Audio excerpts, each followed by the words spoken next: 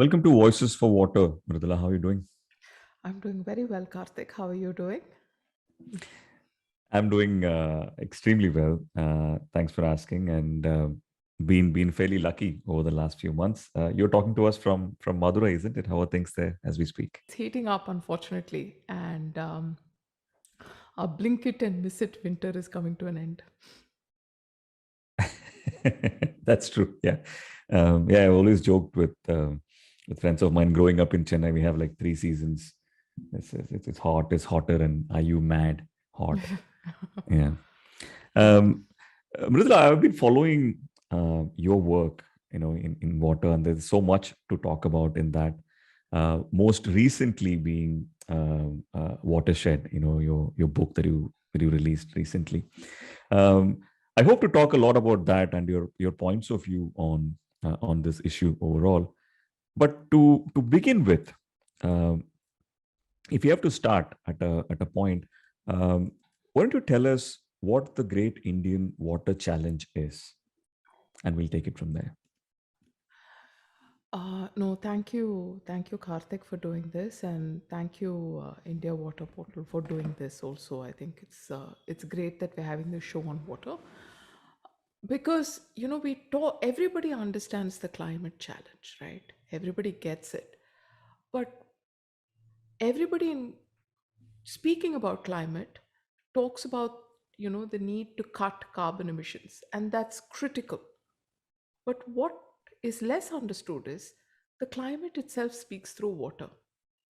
The rising incidence of floods, the paradoxically rising incidence of droughts, the sea level rise, glaciers melting, all of it is speaking through water.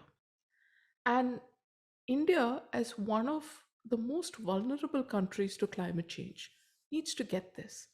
And India's Great Water Challenge is really a challenge of not understanding its own water well enough, right? India's water is very different from the world's water. You're saying, no, water is water. You drink it in a cup and that's it. But India's water has certain facets about it, right? And it comes from the fact that India draws so much of its water from the monsoon and therefore shares its characteristics. It's very geographically variable. So there are places that get, less than 200 millimeters of rain a year. And then there are places that get meters of rainfall a year. There are places, uh, India has very few rain days compared to many other parts of the world. It has one of the most seasonal rains in, the water availability is more seasonal than most other countries in the world. It varies across years. And we don't understand that well enough as we should today, and we've forgotten about it, and we'll get to that.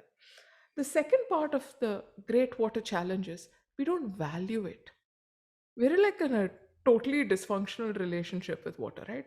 We neither, it's like in a relationship, if you don't understand the other person and you don't value the other person, how functional is your relationship? And we see all these different crises like floods and drought and day zero and the the smog in Delhi. We see these as unrelated crises that keep cropping up. They're not. They all share, and that's what I've tried to do in my book. They all share a common seed, which is this lack of understanding and not valuing it. So in Tamil, there is a saying that says "Koranga kaila poomala kuduthayenna," which means if you give a monkey a garland, what will happen? Like a flower garland. It neither understands it nor does it value it. So the garland gets split apart. That's what we're doing. That's our challenge, to value Right. that garland. Beautifully put. And I think in the book, you spend a lot of time talking about what you just said, which is our relationship with water and the entire volatility of water in India. And I think, if I'm not wrong, you mentioned that we probably only get about 100 hours of rainfall in a year. No, we Did I get get that right? most, we get, this actually challenge, it was shocking to me when I heard it. And I heard it from a director of the National Institute of Hydrology. And he said, we get most of our rain in 100 hours. And if you go and you look at the number of rain days in each city, it's far fewer. And there's a graph I have in the book that says, look at the world cities and look at the number of rain days, that is the days on which it rains in India. And we really fall, in a very skewed fashion at one end of the graph, where we just receive our rain in a very concentrated fashion. So if we got 800 millimeters of rain, say in 120 days, and we got little bit every year, you won't need to store it as much. But if you get 800 millimeters of rain in 40 days, you'll need to store it and, protect it in some way, because we use water every day, right? So it's a very skewed rainfall compared to many other parts of the world, especially Europe. But the Right. problem is the people who came from Europe said, our water is like their water, and they put technologies that worked there on us, and it didn't work. But we're skipping ahead. Yeah. To to help understand this at a very basic level, right? To Hmm. help understand Hmm. the threat, right? So let Hmm. me ask you a question which might um, uh, sound like I'm coming from a fairly layman's perspective, Hmm. but if you have to break it down for the uninitiated, are we running out of water? Is that the actual threat? Because most of us feel that water is as renewable as any other source of substance, right? And if I'm wasting too much water bathing, I know that I'm thinking that it's probably evaporating and coming back to me as rain, right? So is the real threat of us running out of water? Okay, that's a great question, right? So, water's not oil, so we shouldn't run out. That's the thinking, right? Well, let's look at it this way. There are parts of India that have run out already, right? They don't have piped water, and they've exhausted their groundwater. And I know this because just this week I've invested in a startup that treats sewage to sell to those people. So it's there are enough of them, and they're willing to pay. So there is actually a startup catering to their needs, and they think their you know market is going to only grow and grow well. But I think what might help is actually to use a financial analogy, right? So let's take this person, call him X, and say X earns 10,000 rupees a month, right? So that is his renewable water coming in, right? And X has some savings. So 10,000 rupees is not a lot, but he's got some savings. Say he's got 20,000 rupees savings.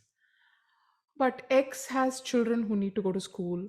X has, you know, let's say X also gets 10,000 rupees, not every month, but he gets like 40,000 rupees, and then, like a trickle for the rest of the year, like our rainfall.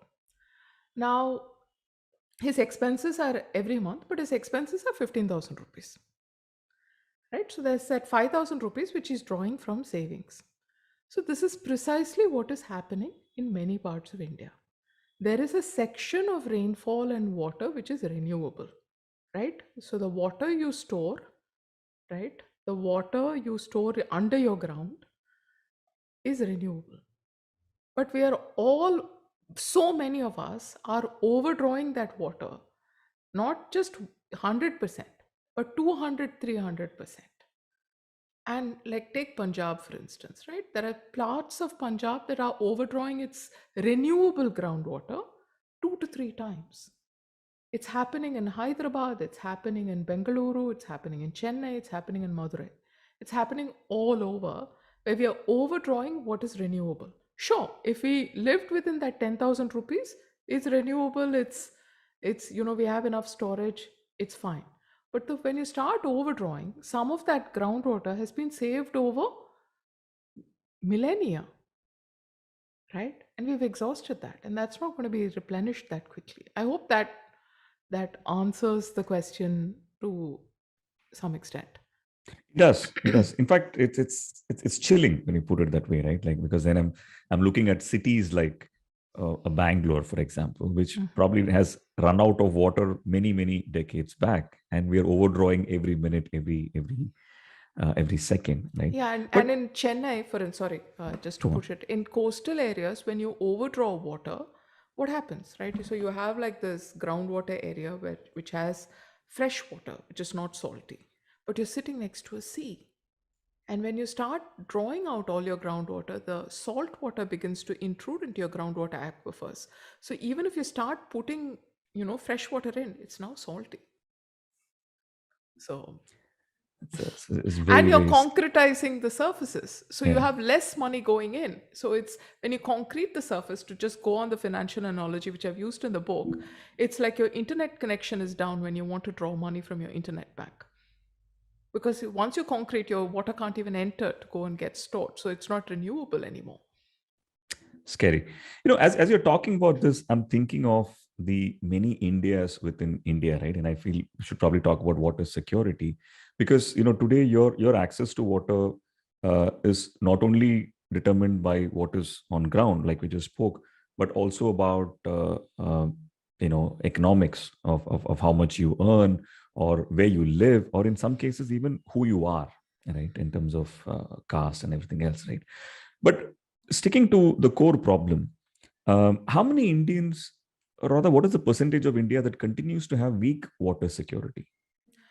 So again, how do you define water security? We'll step back for a moment and take that. Again, let's go to a financial analogy, right? How do you determine if you're financially secure? Like, in finance, you'll say, are you saving enough for a rainy day? To flip that to water, it's, do you have enough for a dry day? Right? And the fact of the matter is, the sad part, and why this problem remains hidden, is we don't have very good data. And it's not a recent problem. We've at least recently, the one good development is this WRIS portal, which is like a whole bunch of government departments that got there and said, we'll put this water data up in somewhat of an accessible fashion. So it's a good development, but we've never had very good granular data. So one thing, the institute I set up, Sundaram Climate Institute, did is, we said we'll go and find out. And we spoke to, I've talked of 2,000 households in the book, but now it's well over that. And we studied their water realities. And if you do 2,000 households in a single city, you get a very granular picture of how many people, who is water secure, right? And the point that you mentioned, it matters who you are, right? And it's got an economic angle. And there are people who have thousand, they have as much water as they want, and they have plentiful groundwaters, and they're wealthy enough that they could transport water if they want, so they're perfectly water secure. But if you look at a large number of people, they're not. They get water once in 2 days. Some of them have exhausted their groundwater. They're not wealthy, so they can't afford to buy tanker water, and that's pitiful, right? There's a large part that don't have enough water. Like the WHO says, you need an absolute minimum of about 70 liters a day if you want to live. 30 liters for drinking, cooking, then another 20 liters for cleaning vessels, cleaning your house, keeping yourself clean, clothes clean. And then another 10, 20 liters if you want to have the luxury of getting rid of your waste in a hygienic manner, right? That's 70 liters is the absolute minimum.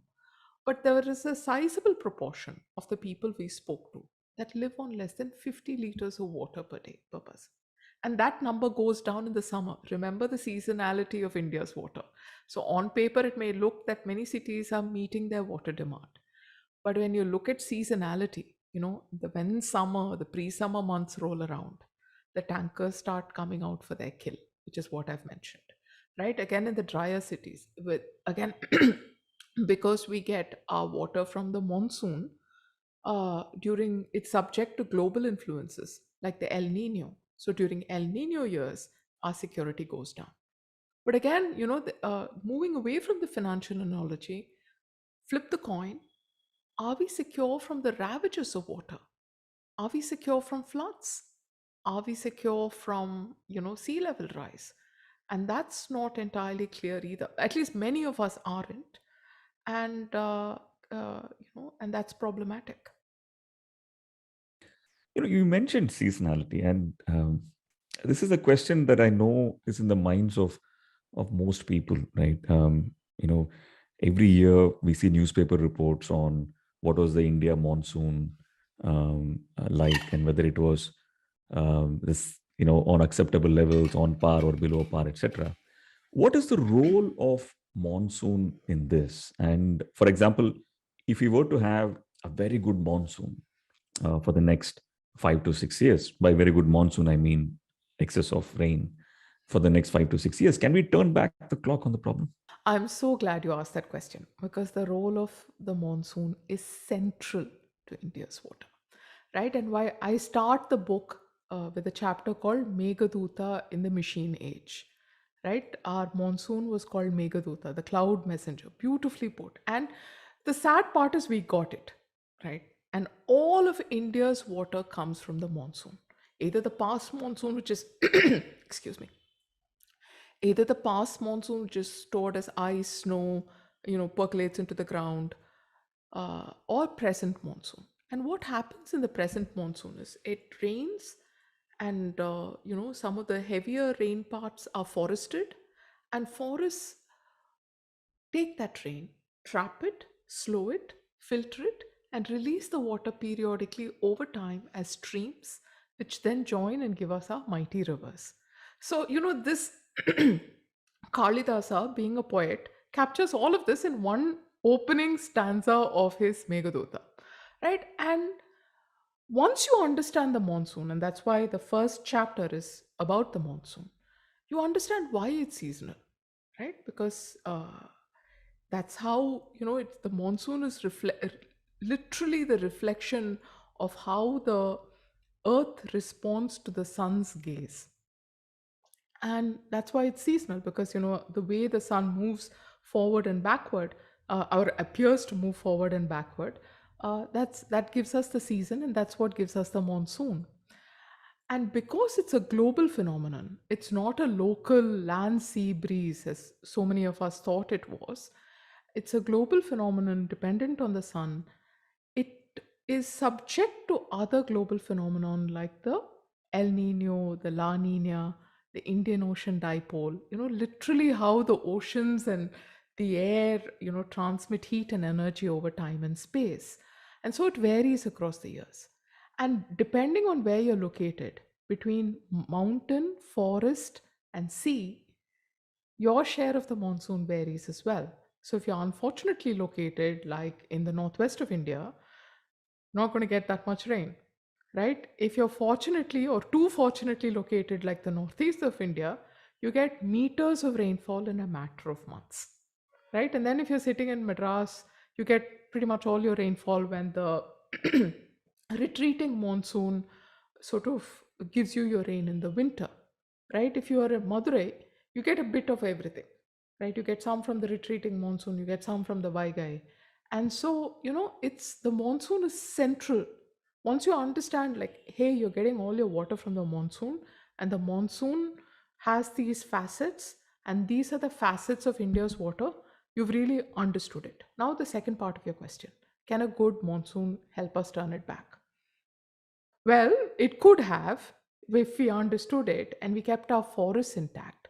Because if you have your forests intact, a good monsoon would get trapped, stored, released slowly. A good monsoon could have helped if you kept your storage intact. So the Aries and the Kanmais and all the talabs and the lakes, those are storages that our ancestors built because they understood this, that the monsoon varies over years, it comes only once a year, so let's store as much of it as we can. But I live in Choki Kulam. Kulam means pond. There is no kulam here. It is gone. It has been replaced by buildings, right? And so once you do that, where are you going to store your seasonal, cloud messengers bounty? You have nowhere to store it. So once upon a time, a good monsoon can help because a large part of our farmers and agriculture is the biggest user of India's water. A large part of our farmers are rain fed, so a good monsoon, which is predictable, which has it's not very it doesn't have a whole bunch of breaks in between. It can help, but because we have damaged so many of our coping mechanisms, right, like forests and tanks and all of those, it can't help as much as it could have. That's tragic, isn't it? Um, I loved how you started the answer by saying, it's Earth's response to the gaze of the sun. That's as poetic as it is scientific, isn't it? Um, But and, you and I can also, actually see it, mm, Karthik. If you yeah, look at a satellite image, you can see this band of clouds, right? It's like really the blush of the earth. You can see it girding across the planet, and the band of clouds moves. It's called the intertropical convergence zone, where the winds come in the place of highest heating. And it is, you can see it. It is the earth blushing as the sun's gaze hits the planet. wow. And I'm also taken by how many times you mentioned ancient civilizations, forefathers in the previous answer. And you write, eloquently in the book about how their understanding of crops and water was very, very superior. It brings me to question, where did we go wrong? Like, for example, you spoke about Madurai, the city I grew up in, which is Chennai. Um, Airy, for the uninitiated, means lakes. And the irony is that most of the high priced real estate today, in Chennai, is places that end with Airy, like Velacheri and everything else, which is all been And T lakes at Nagar. one point in time. T Yeah. Nagar was this giant lake where the Chennai Boat Club held their annual regatta. Yeah, yeah, man. I studied in the Loyola College, which was a lake many decades Mm. back itself. Um, where did we go wrong? And is rapid urbanization, was that a huge part of this problem? Okay. How much do you attribute to that? Okay. Um, so I think we went wrong in two ways, right? One point, we stopped understanding the nature of India's water. Right? If we understood that it was, hey, it's geographically varied, it's seasonal, it's temporal, varies across years, that's one part of the understanding, and we lost that some point along the way. And the second part is we stopped valuing India's water. So in the beginning, I said, what is India's challenge? These are the two. And we lost these two links. And the two links happened in different times. The first break, this forgetting the nature of India's water, actually came with the British, right? So I speak about Punjab, and I actually look at, if you start with the Indus Valley, there is a study I quote in the book which looked at how the crop patterns changed in the Indus Valley over 1,000 years, right? They took up hundreds of seeds, dated them across the different sites over time, and said, what did farmers grow and how did it change? And it showed that farmers really grew crops that were in keeping with local water. The big break, the huge break, came with the British, you know, who said, the nature of India's water really doesn't matter, because the British were foreshadowed by this guy called Francois Bernier, and I've talked about him in the book. He said, look, you know what? There's so much wealth in India. He's a 17th century Frenchman. And he said, there's so much wealth in India, but it could be made so much more with superior European input and management. And they said, you know what, he said the land's not irrigated at all. Didn't understand the value of tank irrigation. And so the British came in and said, you know what, all these forests don't matter. Let's clear the forests. It creates new land to grow crops. Let's create these water engineering which didn't work with I have nothing against technology. I just think, go back to that Koranga Kaila Pumala. Human ingenuity works when you understand what you're trying to solve and the system you're trying to work it on. If you don't understand it, it really goes back to monkey garland analogy. And the engineering that came in didn't quite work with the facets, right? And they said, it doesn't really matter. We'll put a fixed cash tax and we'll make it lower than what you were paying earlier. Earlier, people paid, and that comes to value. India's water has never been free, right? People always paid a price for it, but the price was paid in kind or in labor. So the moment you pay in kind, your interannual variability is taken out. Because when you have a drought, you'll have less crop, so you pay less. If you had a good year, you paid more, right? That was automatically taken out. But if you put a fixed cash tax, that no longer works, because now you come a drought, it's fixed and you have to pay cash. So, you have to borrow to pay. The second part of the pricing, will come to value later, but the by destroying forests and saying fixed cash tax, they made farmers grow crops not what was dictated by the local water availability. Farmers grew what would sell for cash, which was wheat, sugarcane, rice in some parts, and local water availability didn't matter because the canals were bringing water in for some of the fortunate farmers. And no longer did the local market matter because the railways were carting it out. So the British really said, look, you guys, you were, it was very kacha. The word kacha came in there. It's not very sophisticated. We will bring in superior technology, and your local water availability doesn't matter. And that change of crop pattern that started then because of this cash tax and this dramatic change of technology meant we are paying the price to this day. We grow a crop that needs 1240 millimeters of rain in a place that gets between 400 to 600 millimeters of rain. That's rice, and that's the northwest of India. And we make do by drawing on groundwater.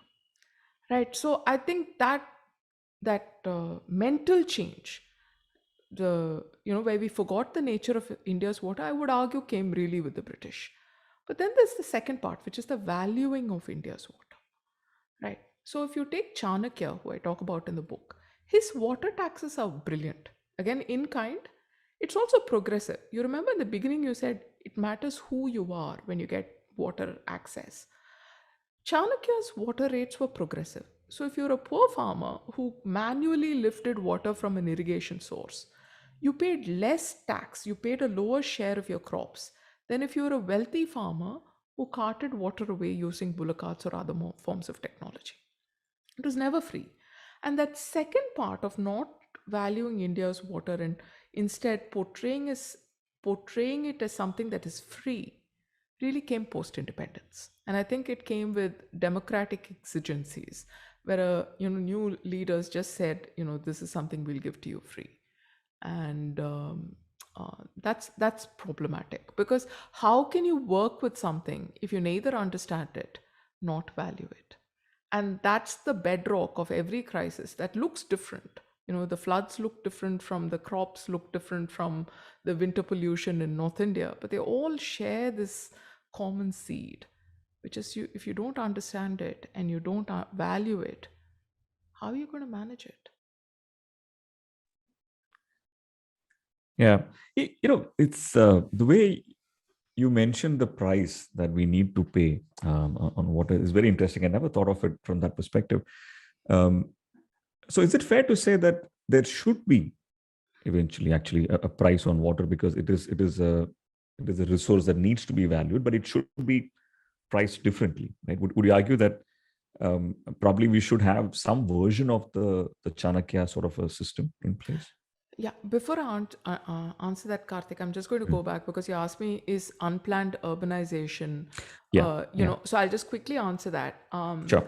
So, is unplanned urbanization a part of does it contribute to the crisis? Again, it goes back to a lack of understanding, right? So, in Chennai, in Madurai, in Bangalore, in Bombay once, I was surprised, I was to find out that it had 3,000 tanks and wells, in the early part of the 19th century. Today, many of them are gone. They become places which are prone to flooding. Mm. And again, with the British, they said, we'll give you piped water. And all these tanks, I was actually reading, the health inspector report from 1916 in Chennai. And he says, these are all places which are unhealthy. They're breeding grounds for cholera and malaria. And, if they don't, these tank communities responsible should just fill it up. So there were 462 tanks in central Chennai. So they've all gone, not, or most of them have gone. And I think, the moment we forgot that, hey, you need these tanks because with such seasonal water, you need a place to store it. Instead, what I show in the book is they became very, very valuable as dry land. And tanks are kept whole, and this is the research from our institute that shows once the community around the tank really cherishes the tank is protected. And that's true even today. Even in Madurai, a small tank, but with a community like says the younger the we will protect it. It's ours, we will protect it. It remains healthy. But the moment the community link goes away, the tank becomes vulnerable, and it's the easiest thing to cover it up with some mud and make it fresh land. You see that pattern repeat time and time again, city after city in India. So that's problem number one. Problem number two, because we haven't valued our water, right?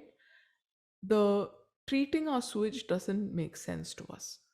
In the book, I call sewage the Brahmastra in our back pocket. Because I said there are four facets of India's water which make it problematic: geographic variability, seasonality, it varies across years.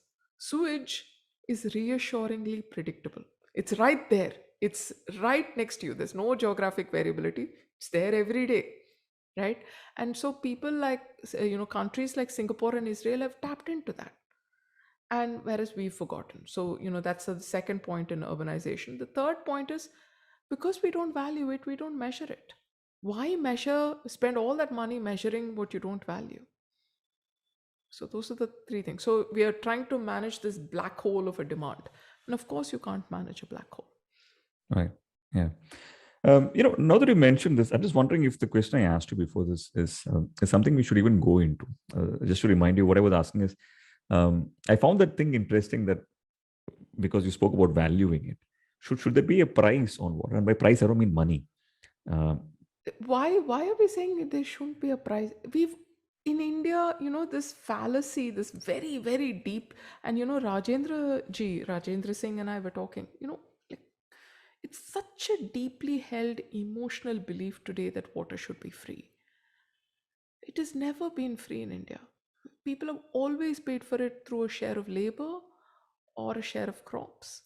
It's had a price. It's had a progressive price, but it's had a price. The rich pay more. Today it's completely ulta, right? It's the wealthier people have access to bore wells where it's essentially free, whereas the poor sort of pay for tanker water at exorbitant prices. And again, going back to our study, 2,000 households. That's a very significant number, and I think 40% buy water. And the lower you go on the socio-economic ladder, the kind of privations, the loss of dignity is tragic. I mean, we spoke to one woman, and she was not alone, who said, "Look, I don't have enough money. I have to buy water, but I don't have enough money for everyone in the house. So, I have enough money for my newborn child, for my 6 month old to take care of its hygiene, but I don't have enough money to buy water for my 2-year old. So, the 2-year old has to fend with her fledgling immune system with whatever is there in the dirtier water that's available." Those are the kind of trade-offs that are there. So I think free water is really fake news. It's not free. The poor really pay a very high price in time, in dignity, in health. So I think this opposition to a formal price. And again, when you look at comparisons with other developing countries, let's forget Israel, let's forget Singapore. If we look at Colombo, if we look at, places in sub-Saharan Africa, the people there, citizens there, as a share of their monthly income, pay far more for piped water than Indians do. I think there's a lot of people who can afford to. How much was your water bill? And by extension, how much water did you use today? I mean, I would challenge listeners to ask those two questions to understand if you're paying a meaningful price for water, right? And if you why would you manage? I mean, I spent my life in management, right? Why would you manage something that is not valuable or is not seen as being valuable? And without management, we don't have a hope of hell of solving this crisis. you know, Hope in hell of solving this crisis. Right. That's a grim story, right? In fact, I was just going to say that we probably spend more money eating out or drinking in a month than we pay for water, right? If coming to think of it. No, Um, no. Hang on. There is an analogy given there. I think there's two servings of pav bhaji is what a monthly water bill in Bombay costs. So wow. it's ridiculous. I mean, those of us and many of us can afford to pay more than that. So I mean, there are two things I want to say on this pricing thing. One, we've always has historically always had a price. It's been a seasonal, geographically variable price in keeping with India's water, progressive. So the people who use more pay more. And secondly, the poor are paying a price today. Okay, and that's just not our study. It's study after study that's showing that. And compared to other developing countries in the world, we Indians pay a far too low a price of water. And you don't manage what you don't value. That's a grim story, right? And I was listening to one of your recent interviews, and you had said something else which I found very deep, which is climate change talks to us in the language of water, right? And everything that we speak about eventually will hit us probably water first, right? Um, and having spent the amount of time you've spent in this area, what gives you hope today, Mridula? Is there anything that gives you hope? Yeah, there's a lot of things that give me hope. So, you know, nearly half the book is focused on solutions, right? So it's a grim story, but it's not a hopeless story, right? And it's a personal experience. I knew nothing about any of this. I was as blind to the water. It was invisible to me in my house until it ran out, right? So it's a home story, and we've reversed it, right? uh, we don't buy water anymore, and we reversed it by watching, trying to understand it. Then we put meters to measure where we were using it, how we were using it, why we were using it, and only then we acted. And the acting part, once you act with understanding, is not very expensive, and that's a message I want to share. I mean, in the book there is step by step on what we did, and some of those people have told me are very helpful for them. And then there is a large section on technology of water, right? On what are the technologies that work, from cloud seeding to water condensers, air to water condensers, which take, humidity in the air and condense it into water, to drip irrigation, to dams, to, you name it, it's there in the book. So it goes through the gamut and says what can help you and why. And uh, but I think there are three things that really, like, before I get to that, I think any solution has to begin with understanding what makes India's water unique, what makes your water unique, right? If you're sitting in Chennai, if you're sitting in Bangalore, where do you get your water from, and how does that behave? I think that understanding, spending a little bit of time making your own balance sheet, goes a long way. But I think if there are, that's at the individual level. But if not everybody can solve their own problems, but if I were to sort of step back and say, what would really, really help India solve its water problem? I think there are three: forests, tanks, which is these distributed storage thing, and sewage. But the ironical thing, Karthik, is that we have policies on all of these, right? Bangalore has a fantastic policy on sewage, probably the best in India, one of the best in the world. But it still has a flaming lake that periodically bursts into flame because of untreated sewage flowing into it. So what? Why doesn't it work? Why doesn't it work uniformly? And I go into that in the book. But I think again it comes back to link between the solution and the community. So in forests, what are the things that can keep forests secure? By improving cash flow to local communities. So I go through things like, how can you make tourism more valuable to local communities? How can you, what are the few things you can do with case studies, with stories on, what works and what doesn't.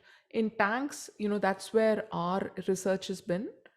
We found that in earlier days there was so many benefits that tanks gave local communities, from status to pride to spiritual brownie points to cash. Today a lot of those are gone, right? If it's a stinky lake filled with sewage and garbage, what status can it give you? Why do you want to live next to it? Would anyone grow fish there? Would anyone want to eat the fish grown there? I mean, it's all these questions. But how can we tip it into a good balance? And there is a case study in Madurai, the Teppakulam, wherein, when the courts got involved, inspired This by is the newspaper. temple tank.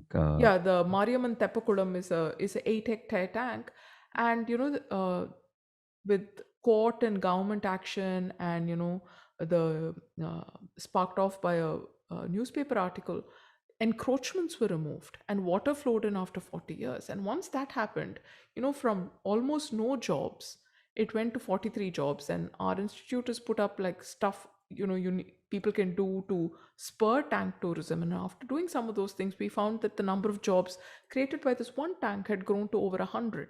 So you get the water security, because once you have a functional tank, it recharges groundwater.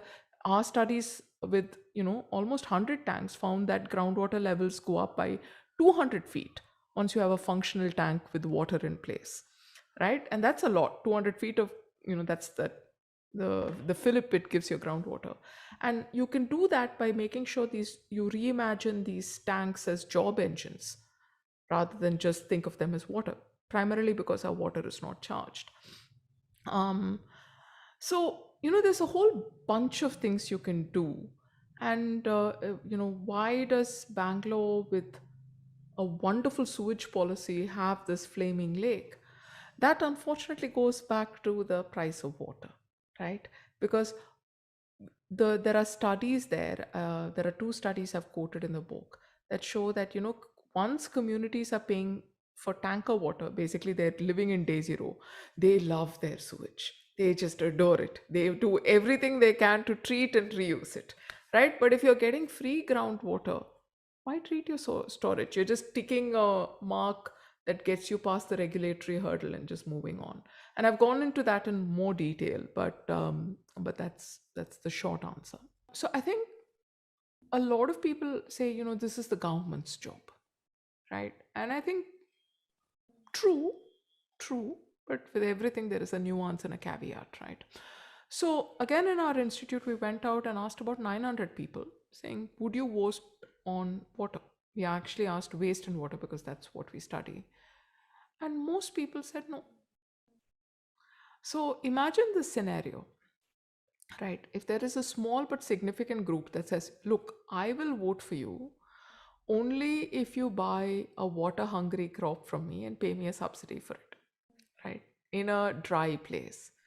And the rest of us say, I really don't care what you do. Then should you or would you blame political leaders for soft peddling this issue? Right? And I think that's a question we need to ask, because we've forgotten our water. We've forgotten how volatile it is. And I think climate change is it's just increasing its volatility. I think the analogy I use repeatedly is, if you take a photo on your smartphone and you put the contrast button all the way to the extreme, that's exactly what climate change is doing to our water.